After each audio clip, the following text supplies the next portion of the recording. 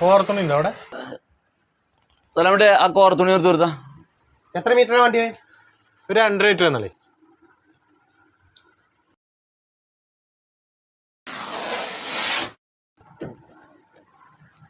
പിന്നെന്താണ്ട് മതി.